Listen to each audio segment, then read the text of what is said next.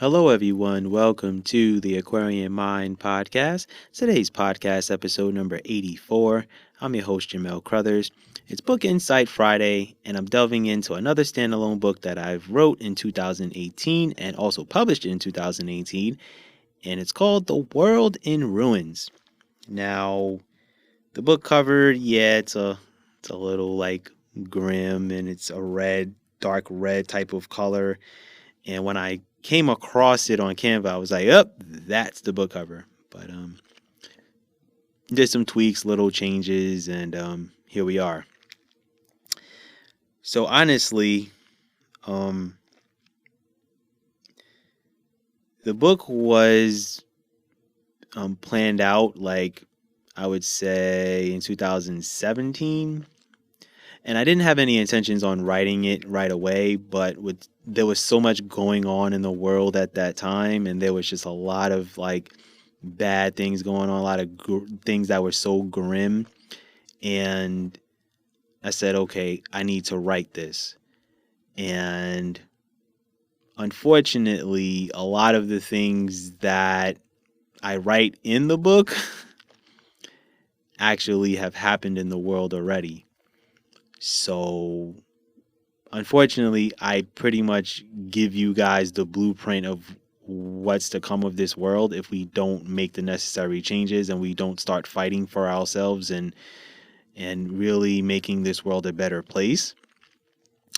The book is based off of a young 18-year-old named Derek who falls asleep and basically dreams of this whole world pretty much in disarray. It's being destroyed, and so many bad things are happening in this dream of his. And he's in a time machine and he's going through so many parts of the world. And I delve into a lot of different topics that literally affect us in this world, such as Mother Nature, viruses and diseases, the food scarcity that's going on around the world. So there's plenty of other subjects, but those are just three that I can think of off the top of my head. But what I am going to say is that when I went through the process of, writing this book, it was hard.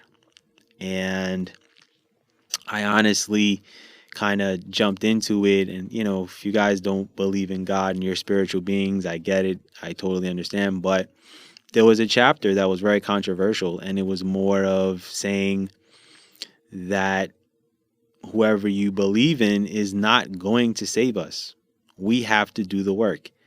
He put us in this place, the creator, whoever you believe in and who you pray to.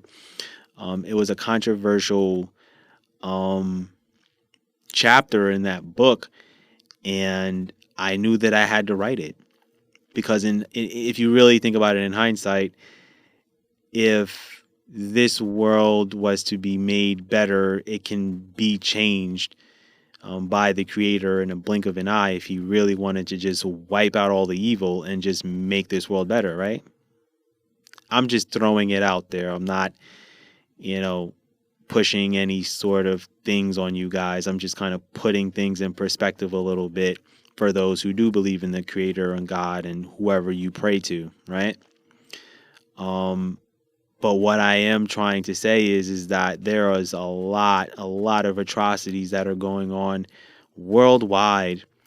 And for me, I pay attention to a lot of things. I'm intuitive, but I also look into a lot of content creators, on different sites, and I, pay attention to certain things, and I, pick up a lot of different things, and I kind of, decided to do a little research on certain things, and then I was able to craft a story of this magnitude.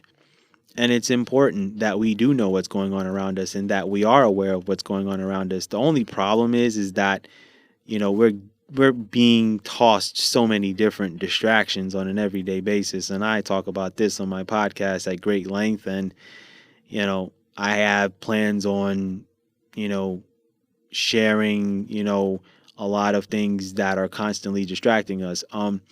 America Under Mind Control delves into that a little bit, and I also delve into it on different books at different times, just to kind of grab people's attention a little bit and have them focus. But this is a controversial book, but not as controversial as like America Under Mind Control or I Woke Up a Black Man, which were in the previous two podcasts on Book Insight Friday. But what I want to say is that Derek wakes up from this dream and literally like kind of went to work on like all of the things that he remembered while in this time machine. So what I want you guys to realize and understand is that this book wasn't an easy write. Honestly, I had to really sit and break down things and really see things for what they were. And in some ways, I say to myself, "Darn, I should have waited, a little bit longer to write it and publish it." But guess what? I wrote it in the time that I was supposed to write it. God was like, "You need to write this book now." So I'm like, okay, that's what I'm going to do. Same thing with America, A Country Divided. I wrote it at a certain time, and I'll delve into that probably much later on in the year or something like that. But, this book was very, very, very important to me. And the people who did read it, I'm thankful. I got my share of reviews of, well, that chapter of we won't be saved type of thing. Like, I wish there was more positivity to it, whatever the case is.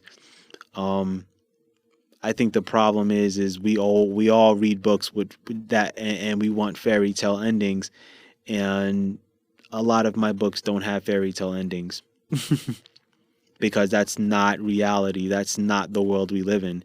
I think what happens is we get engulfed and entrenched in all of these Disney movies and these happily ever after movies and all of these like love romance movies where everything works out great, or these crime action movies, and the good guy always beats the bad guy, and all of that, and we get caught up and fixated on, okay, like this is what it's gonna be, but it's not. And I feel like everyone in this world has some sort of role in contributing to this world and making it a better place. And no, that doesn't consist of going to your job 9 to 5 every day and making money and sitting at home and watching your TV shows. There's plenty of other opportunities to contribute to the world. It's going out, giving your time into helping others, giving back to people, whatever, kind of suits you and whatever fits you. But not meaning to delve off topic, but what I want to say is The World in Ruins just was not, one of those books where I was like, okay, I'm going to write this because I'm going to drill it in people's heads. And no, that was not it. And it's very rare that, a book really just has one character, but this book does, and allows you to get to know Derek, what he thinks, feels, how concerned he is about what's going on in the world currently. And, while this is, a fictional book, whatever the case is, obviously, it delves into all the current events that's going on in this world. And, it's telling people it's time to open your eyes. We can't walk around with our eyes closed to all of this. We can't. It's great that we have our loves and our passions and things like that, but what happens when those things get taken away, right? So the message was more important for me to say, this is real, and what are we doing about it? And I wanted to tackle all of the major things that were going on. I couldn't just, and I could have made that book much longer, but I didn't want to drag it. And while I didn't hit on everything, I wanted to make sure that I had a character in place and he was able to touch on all of the major things that are going on, that was going on at that time, and also what's going on right now. It's unfortunate that a lot of the content that I wrote in this book came to fruition. And hopefully this book has an impact on you guys, if you guys choose to go down the road and, and read it.